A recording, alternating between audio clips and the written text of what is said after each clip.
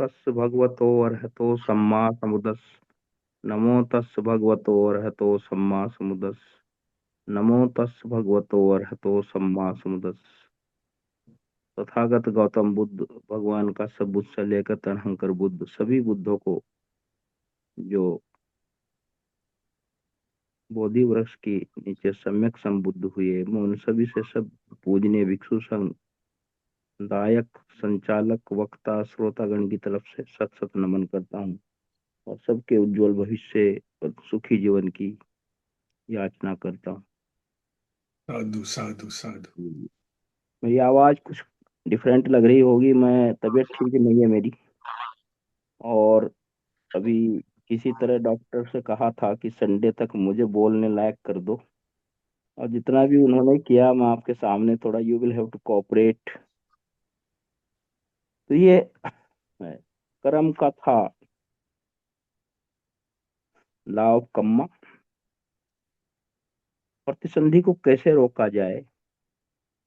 प्रतिसंधि का रोकना ही निर्वाण है, दूसरे शब्दों में।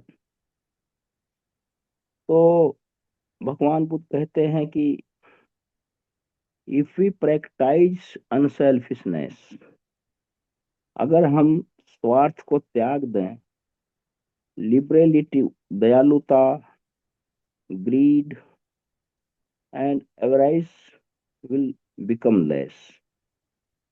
अगर हम ये जो अनसेल्फिशनेस एंड लिबरिटी, मतलब यह है, अगर हम ये रखेंगे कि हमें कोई सेल्फिशनेस नहीं है और सबके प्रति दयालु रहेंगे, तो इससे हमारा लोभ और ये लालच कम होगा। If we practise love and kindness, अगर हम इसमें एक दूसरे के प्रति मैत्री और कंपैशन रखेंगे, anger and hatred will vanish, इसमें क्रोध और ये जो नफरत है, हम घृणा करते हैं, वो चली जाएगी। If we develop wisdom and knowledge, ignorance and delusion will more and more disappear. और हमारे अंदर अगर अगर प्रज्ञा स्थापित होती है, तो वो जो इग्नोरेंस है, अविद्या, वो अपने आप समाप्त होगी। The less greed, the less greed, hatred and ignorance, लोभ दोष मोह, जितना भी कम करेंगे हम इसको, ड्वेल इन अवर हार्ट्स, ये पहले से हमारे मन में है, बैठी हुई है, हार्ट में है ये। The less will be commit evil, जितना भी कम उसको हम करते जाएंगे, उसी में उसकी बुराइयां कम होती चली जाएंगी, क्वांटम कम होता चला जाएगा। तो उसी रेशियो में फिर वो आदमी की जो रिफॉर्मेशन शुरू हो जाएगा, by mind by body by, मतलब ये है थॉट्स, ये जो जिस तरह by body by words by thought, तो ये भगवान बुद्ध ने कहा है। और इसमें कर्मों का जो सिद्धांत है, ये जो भगवान बुद्ध ने जो अष्टांगिक मार्ग कहा है, इसमें जो सम्मा व्यायाम है, वो इसका बहुत ही जबरदस्त एंटीडोट है, जो हमारे राग द्वेष मोह का, उसको काटने का। उसमें क्या कहा भगवान बुद्ध ने कि प्रिवेंटिंग, मतलब यह है, जो इविल थॉट आते हैं हमारे मन में, जैसे मैं इस दिन 2-3 दिन पहले कह रहा था, दो पिछले संडे को या उससे पहले, कि जब भी हम किसी ऑब्जेक्ट को आंखों से देखते हैं या सुनते हैं या चखते हैं या छूते हैं या सोचते हैं, उसकी दो प्रतिक्रियाएं होती हैं, या तो कुशल या अकुशल। तो वहां हमें क्या करना है? प्रिवेंटिंग। प्रिवेंटिंग पहला काम है कि जब अगर कोई इविल थॉट अराइज हो रहा है, वो स्पर्श की प्रतिक्रिया के बाद हमारा मेंटल टच है, वो टब है, तो उसको हम आने से रोकें, और हमें इसके लिए जागरूक रहना पड़ेगा। इसके लिए अष्टांगिक मार्ग में ये जो 3 चीज हैं,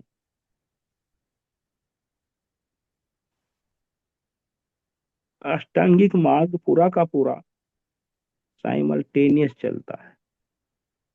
ये नहीं है कि हम उसे एक एक कड़ी लेके चलेंगे, क्योंकि वो इंटरवोवन है, एक दूसरे से इस तरह कनेक्ट है वो, और इंसेपरेबल है वो।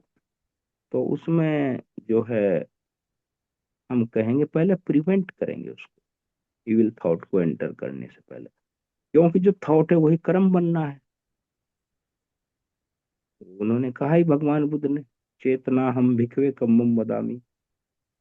तो वही कर्म बनना है, उसको, थॉट को, इविल थॉट को एंट्री ना होने देना, एक अकुशल कर्म के निर्माण होने को रोकना ही है, दूसरे शब्दों में।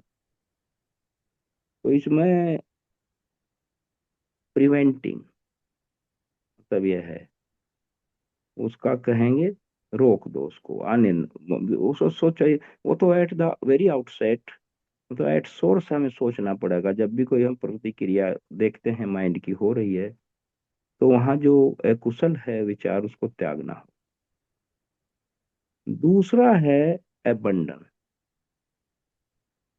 एबंडन, जितने पहले से कुशल विचार हमारे माइंड में घुसे पड़े हैं, पता नहीं कब से, जब से हम इस भव चक्र में, cycle of birth and rebirth में रोमिंग कर रहे हैं, घूम रहे हैं विभिन्न योनियों में, तो हम कंपेरेटिवली, तुलनात्मक रूप से हम अकुशल ही ज्यादा गैदर करते हैं।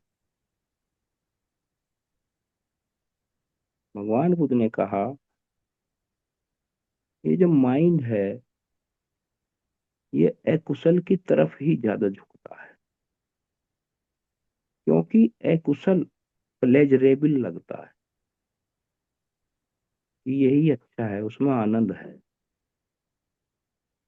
तो पहला तो प्रिवेंटिंग है, और दूसरा है एबंडन, उसको छोड़ देना, परित्याग कर देना उन विचारों।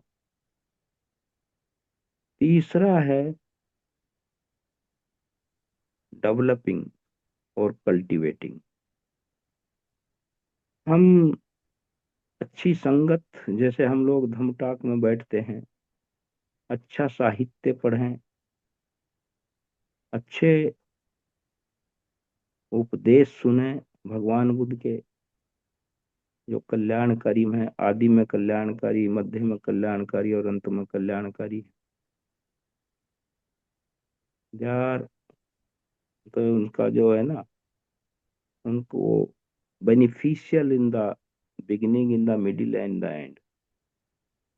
तो उसमें हमें नए जो गुड थॉट्स हैं, उनको जनरेट करना होगा। जैसे दान शील की भावना, करुणा मैत्री मुदिता की भावना को एराइज करना, और कंपैशन करना, जीवों पर दया करना, तो इसको हमें कल्टीवेट करना पड़ेगा, डेवलप करना। तो ये जो हमारे हमारा जो अकाउंट है कर्मों का, अकुशल और कुशल का, तो उसमें हमें जो नेगेटिव थॉट्स हैं, जो एक दूसरे का नुकसान करने वाली विचारधारा है, का परित्याग करना होगा, त्याग करना होगा, और नए अच्छे विचारों को जनरेट करना होगा। कल्टीवेशन कह दिए, जनरेट कर लिए, या आप उसको डेवलप कर लो, कुछ भी कह लीजिए। और चौथा है उसे मेंटेन रखना। ये नहीं कि कभी हम अच्छे बात सीखी कहीं से, और फिर हम उसी के, क्योंकि उनका अतीत का प्रभाव बहुत बलकारी होता है, जो हमारा चित्त ग्रस्त है उससे, कोई आज से नहीं है। ये जो चित्त है, ये बहुत दिनों से अकुशल कर्मों में रत है। इसे कामाउचर क्यों कहा गया है? कामाउचर, रूपाउचर, अरूपाउचर। कामाउचर लोक जो है जिसमें हम सब हैं, क्योंकि जितनी भी हमारी इंद्रियां हैं ये सारी काम इंद्रियां हैं। ये कामाउचर लोक की जो इंद्रियां हैं ये काम इंद्रियां। कहीं भी हम किसी भी इंद्रिय में जब उसके सेंस ऑब्जेक्ट जो काउंटर पार्ट है उसका, उसमें जहां भी ज्यादा रत होंगे तो वहां मोह ही पैदा हो, वहां उपादान ही हो जाएगा। तो इसलिए काम अवचर कहा गया है इसको। काम अवचर, काम अवचर जहाँ छह इंद्रियों वाला जो होता है हमारा, जो हम हैं सेंसियंट बीइंग, प्राणी जगत, तो इसमें जहाँ जहाँ पंच स्कंध हैं वहां वहां ये काम इंद्रिया है। ये नहीं है कि जो सेंसुअल लस्ट है पशुओं के बीच में, पति पत्नी के बीच में या कहीं भी, कि वही काम इंद्रिया है, वही काम तबीयत तन्हा है। यह उधर ही ड्रिफ्ट होती हैं सारी की सारी। कुल मिलाकर यह है कि इसका इंक्लिनेशन ही उधर है, वो वहीं आ जाता है।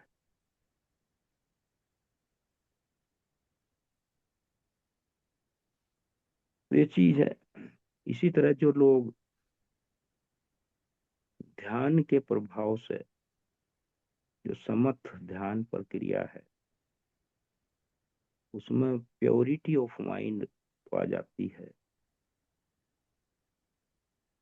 लेकिन चार आर्य सत्य का ज्ञान न होने के कारण ये जो देवलोक में जितने भी देवताओं के नाम सुनते हैं, फाइन मटेरियल जो वहां का जो है, जिसको कहते हैं कामाउचर, लोकाउचर, रूपाउचर भी कहते हैं उसे, अरूपाउचर। तो वहां क्योंकि चार आर्य सत्य का ज्ञान और पतित्व समुत्य पाद का ज्ञान तो हुआ नहीं। और मेरा तो अपना अनुभव है ये कि अगर कोई व्यक्ति ये जो प्रतित्व समुत्पाद है इसको अच्छी तरह से प्रैक्टिकल सेंस में गूढ़ भाव के साथ अगर जान ले तो उसकी सारी समस्याओं का निदान हो जाए। क्योंकि फिर वो सक्काय दिट्ठी, शील व्रत परामर्श, विचिकित्सा, प्रतिघ और काम छंद, ये जो लोअर संयोजन जो हैं पांच, इनको तो वो डिमिनिश कर देगा, अटेनुएट कर देगा, कम कर देगा। लेकिन उसका समझना कठिन है। अगर समझ लेगा तो फिर ये लॉ लॉ ऑफ परमानेंस, जिसे संसार शाश्वतवाद कहता है, इससे बाहर आ जाएगा। और कोई भी एक सारभूत शक्ति इस लोक को चला रही है, कंट्रोल कर रही है, गवर्न कर रही है, उस जो मिथ्यावाद जो है उससे भी वो बाहर आ जाएगा। यहाँ तो भगवान बुद्ध का एक एक शब्द अपने आप में मल्टी एरियस, और उसमें कितना एक एक शब्द में ज्ञान है।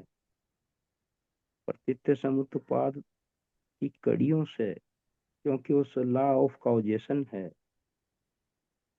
कंडीशनल कंडीशनिंग स्टेट और एक कंडीशनली अराइजन स्टेट।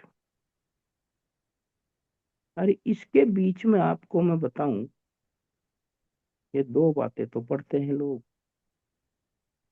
एक तीसरी बात भी है इसमें जो लोग मिस करते हैं, और वो ज्यादा इंपॉर्टेंट। जैसे बीज है, उसमें रिप्रोडक्टिविटी की पोटेंसी है, और वो कंडीशनिंग स्टेट है। और जब वो अंकुरित होता है, स्प्राउटिंग होती है उसकी, तो कंडीशनड स्टेट है। और जो कंडीशनड स्टेट है उसमें भी कंडीशनिंग के गुण हैं आगे आगे चलने के लिए। ये नहीं कि वो वहीं रुक जाएगा। इन दोनों के बीच में कंडीशनिंग को कंडीशनिंग स्टेट और कंडीशनल या राइजन स्टेट, एक कंडीशनिंग फोर्स काम करता है। कंडीशनिंग फोर्स ये ज्यादा इंपॉर्टेंट, यही फोर्स तो काम करता है। अगर ये फोर्स नहीं होगा to push forward, to go for, आगे बढ़ने की उसकी इनबिल्ट टेंडेंसी,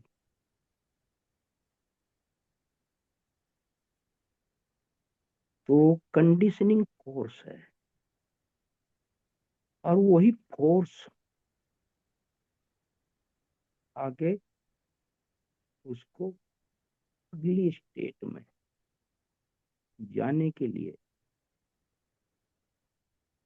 उसका आधारभूत फौज बनता है। कंडीशनिंग फोर्स, जैसे मिर्च है, चिली, मिर्च के बीज को जब बोएंगे तो वो मिर्च तो जमेगी, लेकिन वो अपना कंडीशनिंग फोर्स, जो हॉटनेस है, तीखापन है जो उसमें, वो नहीं छोड़ता उसको। उसका जो स्वभाव है, उसकी जो तीखापन है, बिटरनेस कह लीजिए या तेज तीखा कह लीजिए, तो conditioning force is more important to be focused on. Conditioning force, ये दोनों conditioning state, conditionally arisen state के बीच में ये लिंक ही काम करती है। और ये लिंक कहाँ है? जो भगवान बुद्ध ने अभिधम्म में जो 24 कंडीशंस बताई हैं, वो कंडीशनिंग फोर्स है। 24 जो हैं धातु जो हैं भगवान बुद्ध ने जो बताई है, वही कंडीशनिंग फोर्स है। और उसी से सारा ये जो यूनिवर्स है पैदा होता है, ठहरता है और डिजॉल्व होता है। तो इसमें अब उदाहरण के लिए without any casting any aspersion of accusation और एस्पर्सन, कहीं भी कहने की यहाँ गुंजाइश नहीं है, क्योंकि जो मैंने मिर्च का उदाहरण दिया है वो कंडीशनिंग फोर्स का ये हमारे ऊपर भी लागू होता है। स्त्री पुरुष का संबंध, मैं एक जनरल टॉपिक टर्म पर आ रहा हूँ। कंडीशनिंग फोर्स जो स्पर्श है, जब कोई बेटी की शादी होती है और जब उसका भी हम उसे वार्म सेंड ऑफ देते हैं, विदाई करते हैं उसकी, तो स्वाभाविक है वो क्षण बड़ा भावुक होता है। इतना लंबा एसोसिएशन जन्म से लेकर पाली बहन हो बेटी हो, और जो संसार का नियम है समाज का, उसके अनुसार वो भी एक आवश्यक है। तो आप ये सोचिए, सबको इसका अनुभव है हमें, जब वो जवान लड़की बिल्कुल इन हर ब्लूमिंग यूथ अपने भाई पिता चाचा सबको क्लैस्प करके बगल भर के रोती है,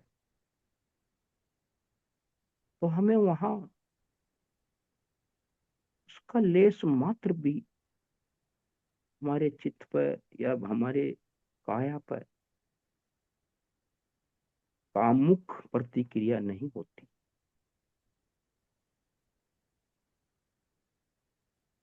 वहां सिवाय अलग बिछड़ने का जो दुख है, वही भावना प्रिपोंडरेंस प्रधानता उसी की रहती है। तो ऐसा नहीं है। देखिए अब ये कितना सटीक उदाहरण है ये। फिर हम अपनी माँ के मिलता है बेटा कहीं सर्विस लग गई,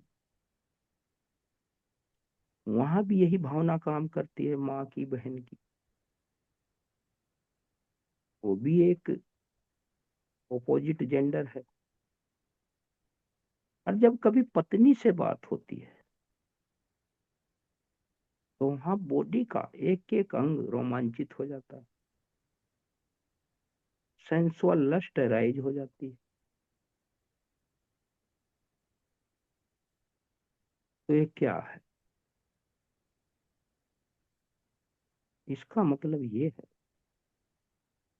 कि हमारा जो चित्त है ये जैसा स्पर्श है उसी के अनुसार अनुभूति करता है। और इसी उदाहरण को अगर हम इस तरह सोचने लगे कि जैसे मेरी पत्नी का शरीर है ऐसे ही दूसरी स्त्रियों का शरीर है, जैसा मेरा शरीर है ऐसा ही दूसरों के पुरुषों का शरीर है, इसमें कोई भिन्न नहीं है,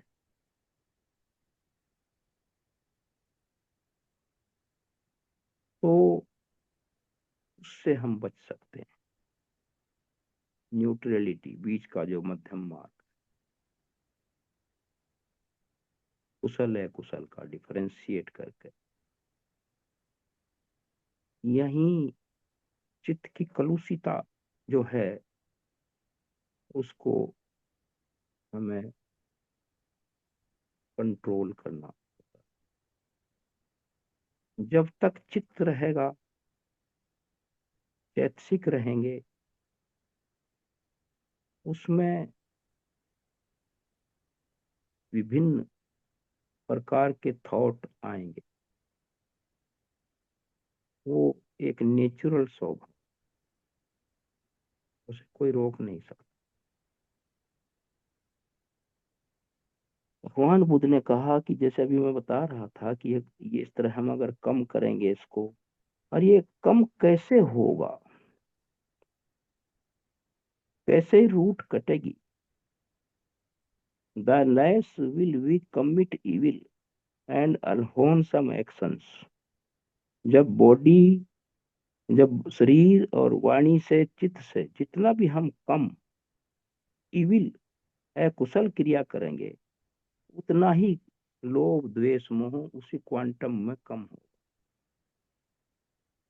अपने आप। ये ऐसे ही है जैसे 1 लीटर पानी में आप 50 ग्राम नमक डाल दो,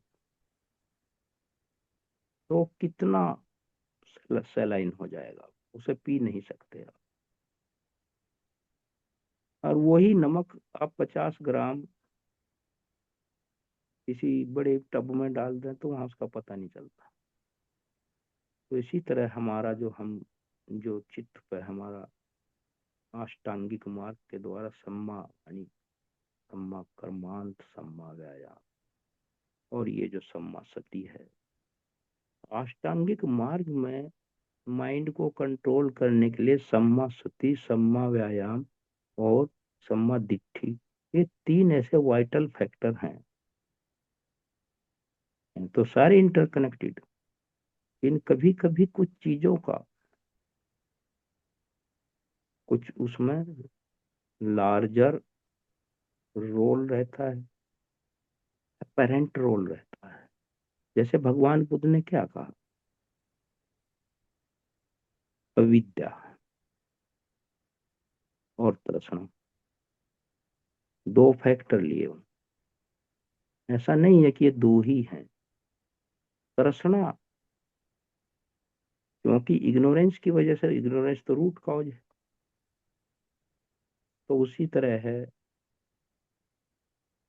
कि वो पूरे गांव के एक एक आदमियों को कोई बात न बताकर, कोई सरकारी योजना हो, कोई कैंप लग रहा हो, आई ऑपरेशन का, दवा का, तो उसके प्रधान को बुला कर कह दो।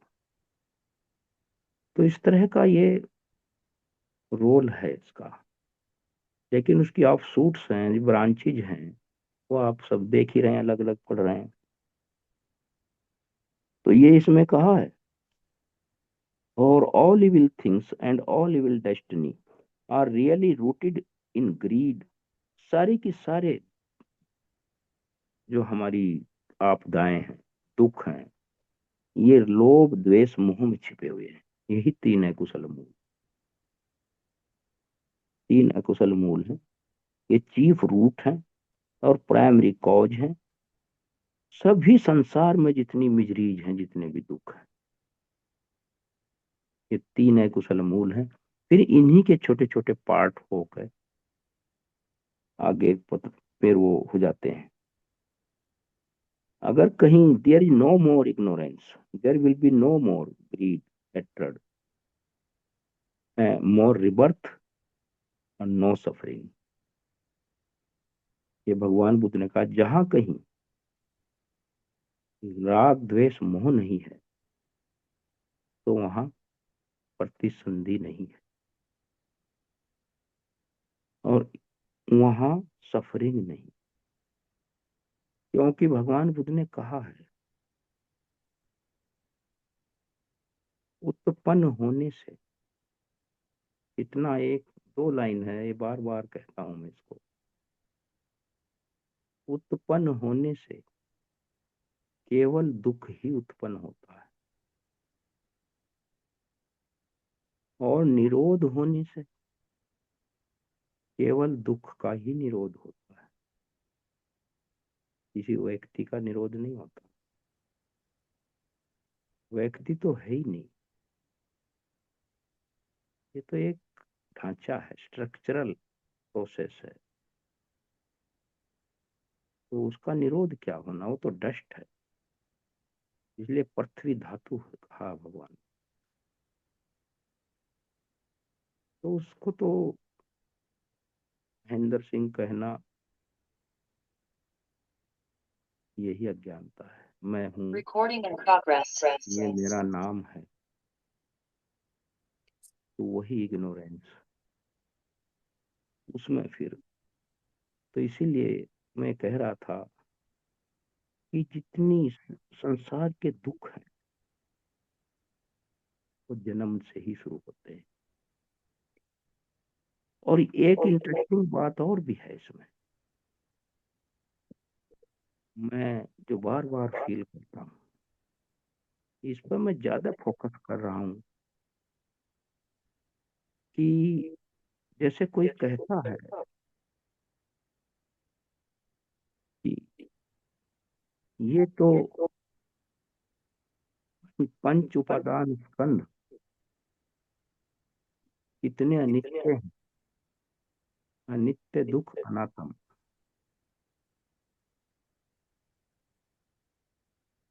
कि क्षण भर भी एक जैसा नहीं रहते ये। इतना इसमें गति है इनमें परिवर्तनशीलता की,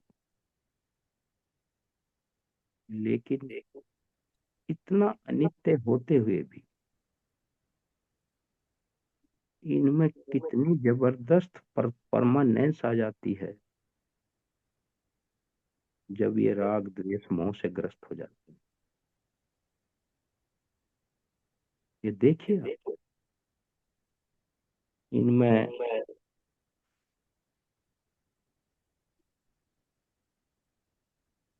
किसी का मोबाइल स्विच ऑफ करना पड़ेगा, इको इको हो रहा, खुल रहा किसी का मोबाइल, तो इसमें इतनी अनित्यता के बाद भी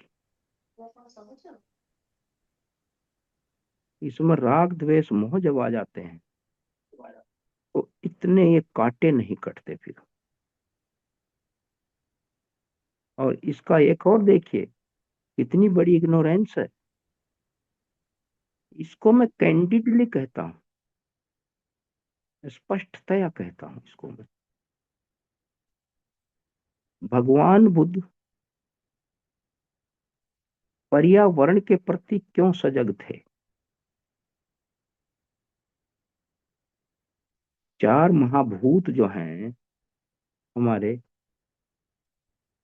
पृथ्वी जल अग्नि वायु, ये कहाँ से आते हैं? ये तो इकोलॉजिकल और पर्यावरण उसी से आते हैं। और इनमें जो हमारे जीवन की प्राण वायु है वो भी बना हुआ पर्यावरण से आएगी, फॉरेस्ट्री से आएगी, वेजिटेशन से आएगी। ये इतनी अनित्यता है। एक तरफ हम कहते हैं कि ये इसमें कोई ऐसी चीज है कि वो ना जले ना गले ना मरे, और उसी से शरीर चल रहा है, वही सब कुछ है। और कोई चलाने वाला भी है, क्रिएटर। एक तो ये होगा कि inside me there is such a device या पोर्शन या पार्ट है मेरे अंदर जो परमानेंट है। और फिर इस लाइफ को चलाने वाला, संसार को गवर्न करने वाला का कोई ग्रेट क्रिएटर भी है। लेकिन अगर आप थोड़ी देर के लिए ध्यान दें, जब कोई बीमार होता है तो उसे किस चीज की ज्यादा आवश्यकता पड़ती है? ऑक्सीजन। और हम क्षण प्रति क्षण हर एक सांस में ऑक्सीजन इनहेल कर रहे हैं, तभी तो जीवित है। तो विच इज ग्रेटर, सोल और ऑक्सीजन? क्या सोल ऑक्सीजन के बिना किसी व्यक्ति को जिंदा रख सकती है?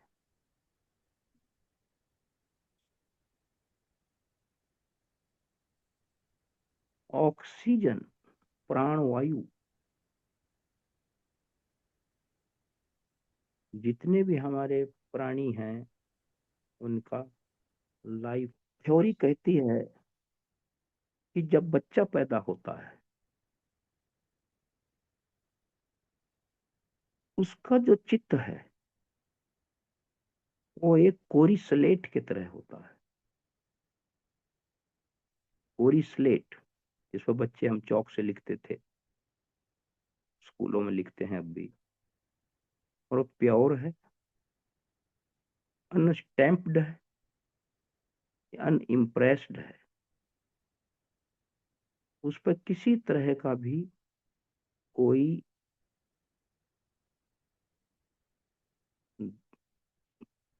चित्रित नहीं है कुछ भी।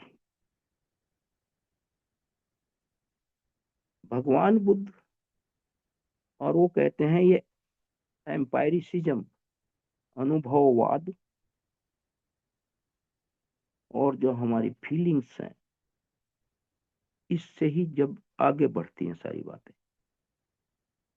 जब बच्चा ग्रो करता है ग्रेजुअल, ये सिद्धांत है। भगवान बुद्ध क्या कहते हैं कि ये जो हमारा भवंग सोत है, भवंग सोत है हमारा, जिसे हम लाइफ स्ट्रीम कहते हैं, सबकॉन्शियस लाइफ स्ट्रीम कहते हैं इसको, भवंग सोत, सीक्वेंस ऑफ कॉन्शियसनेस भी कहते हैं, भवंग भव। तो इसमें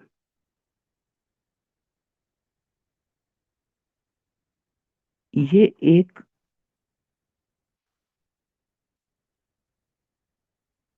पैलिम्सेस्ट बॉडी लाइक प्लेट है। पैलिम्सेस्ट ये भी ग्रीक वर्ड है। जैसे उसी स्लेट पर हमने कुछ लिखा और फिर वो मिटा दिया हाथ से, तो पूरा नहीं मिटता वो जब तक धो ना दे। कुछ उसका लाइनिंग इम्प्रेशन रह जाता है। इसी तरह हम पेंसिल से लिखें, कलम से लिखें, फिर काटें, तो कुछ लाइन्स उसकी बचती है, इम्प्रेशन रहता है उसका, वो पूरी तरह इरेज नहीं होता। बहुत इंपॉर्टेंट बात है। ये कर्म कहाँ पड़े रहते हैं, ये कटते क्यों नहीं, इनकी एफिकेसी क्या है।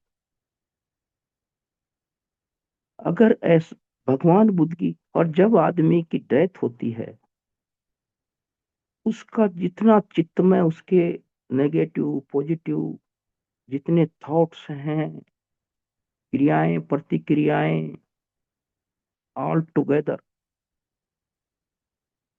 वो उसका जो लास्ट थॉट मोमेंट है जवन के समय, जो एम्ब्रोयनिक स्टेट है आगे, उसमें डैश करता है, इम्पिंज करता है वो, तो उन सब के साथ जाता है। इम्प्रेशंस हैं जितने भी वो है, क्योंकि वो उनसे कलर्ड है, इम्प्रेस्ड है, ये बुद्ध कहते हैं।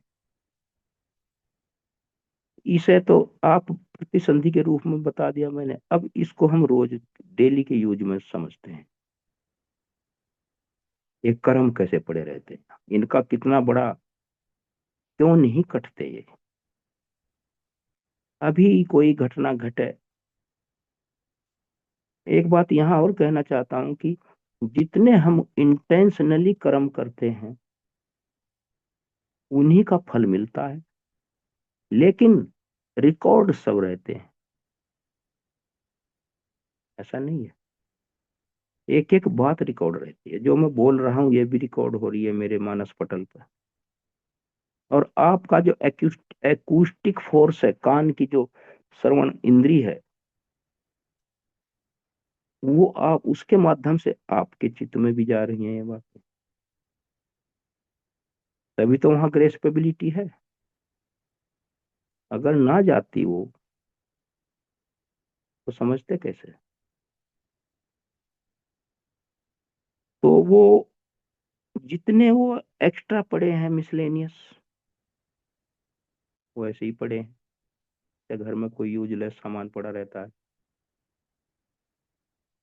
और जो इंटेंशनल है वो तो कर्म का फल देंगे ही। लेकिन अभी कोई 10 साल पुरानी बात पूछे आपसे, 50 साल पहले स्टूडेंट लाइफ की पूछे, प्राइमरी लेवल की बात पूछे, टीचर के बारे में, कोई पिकनिक पर गए थे वहां के बारे में, तो याद आ जाएगी। वो क्यों याद आ रही? वो याद कैसे, आप रिट्रीव कैसे कर रहे हैं उसको? क्योंकि वो है वहां। आपकी जो भवंग सोच है, स्ट्रीम ऑफ कॉन्शियसनेस है, वहां उसकी वाइब्रेशंस हैं, उसके इम्प्रेशंस हैं।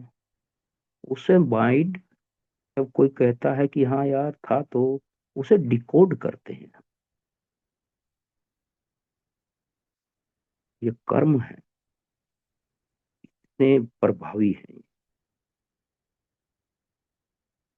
और ये एक बात और है, जैसे अंगुली मार 999 व्यक्तियों की हत्या करी, वो अरहत भी हो गया। लेकिन उसके सारे के सारे जो कर्म थे, कुछ अहोसी कर्म रहते हैं, जो डोरमेंट रहते हैं, इनडिटर्मिनेट, वो पड़े रहते हैं। जब हमारा कर्म पारमिताएं, वो जो अकुशल कर्म किए हैं हमने, इन कंपेरिजन टू दैट इतनी ज्यादा ज्यादा हो जाती हैं, तो वो उसे ढक लेती हैं। और यहाँ तक कि देखिए, बुद्ध होने के बाद भी, और वो महामोगलाएं, जिन्होंने एक जन्म में अपने माता पिता की हत्या की, कितना master of the psychic power, जो विजडम में सारी पुत्र, और अलौकिक जो उसकी था मिरेकल में महामोगलाएं, लेकिन फिर भी कर्मों के फल से बचे नहीं। तो ये चित्रित है हमारी सब भवंग सोच में, स्टोर्ड रहते हैं। और जब जब उनका मेचोरेशन होता है, परिपक्वता आती है, वो अपना फल विपाक देकर डिसअपियर हो जाते। तो कर्मों का जो विनाश है, डिस्ट्रक्शन ऑफ द कर्म, हम अष्टांगिक मार्ग के द्वारा, सम्मा व्यायाम, जो मैंने भी बताया, सम्मा सती, और जो सम्मा दिट्ठी, इसमें दो चीज आती हैं, सम्मा थॉट, तो इन्हीं के द्वारा कर सकते हैं। नो वे आउट, इसके सिवाय कोई मार्ग नहीं।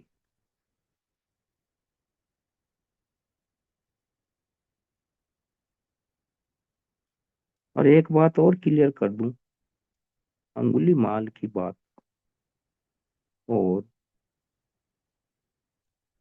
अम्बपाली की बात, वो अरहत क्यों जल्दी हो गए? वो जो ये कर्म कर रहे थे, वो इंटेंशनल नहीं थे।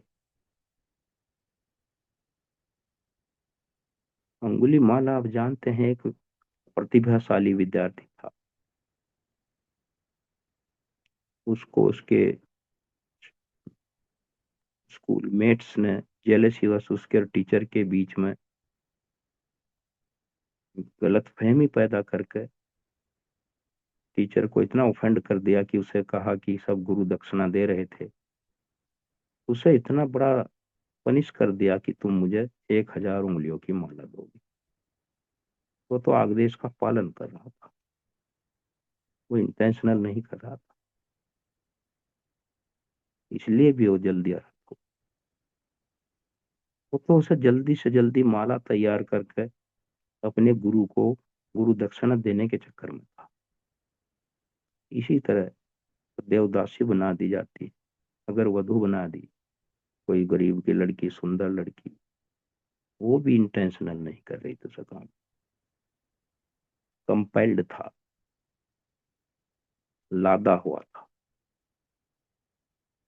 तो एक फैक्टर इनके जल्दी अर्हत होने में ये काम कर रहा था, वो इंटेंशनल नहीं था।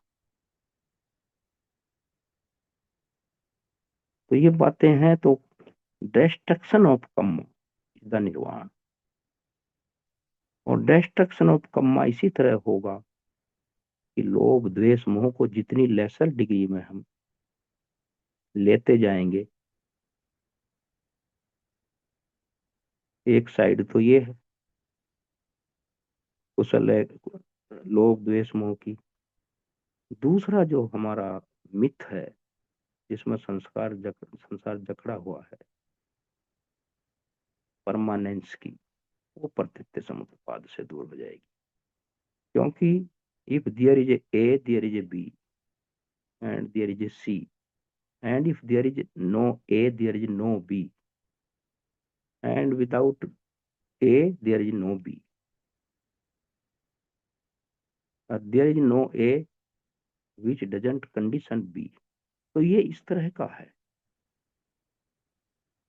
डिस्ट्रक्शन ऑफ कर्मा ही निर्वाण है। तो हम अपने कुशल है कुशलम कर्म को सम्मायाम की तरह फिर दोहरा देता हूँ, प्रिवेंटिंग अकुशल को रोकना, guard your mind 24 hours, preventing अकुशल कर विचारों का प्रवेश निषेध, एबंडन जो पहले से एंटर कर गए उनका परित्याग, और फिर आगे चलकर cultivation of the good thought, और फिर उनमें मेंटेनेंस या वृद्धि करना उसमें।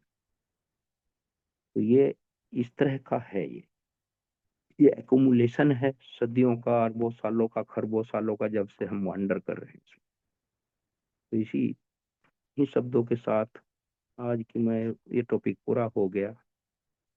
सभी को मैं साधुवाद देता हूँ, और साधुवाद के साथ बधाई देता हूँ कि आप लोग सुन रहे, ध्यान से सुना, और आशा भी करता हूँ भगवान सभी बुद्धों से कि सबका कल्याण हो, मंगल हो। और ये हम लोगों की जो धम्म सभा है ना, ये इस संसार में जब चारों तरफ त्राही त्राही मार काट क्या क्या हो रहा है पूरी दुनिया में, ये 2 घंटे जो है ना, ये हम लोग का मेडिटेशन ही है।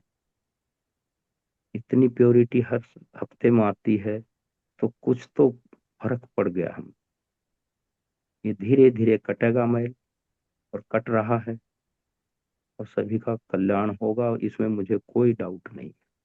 सभी को मेरा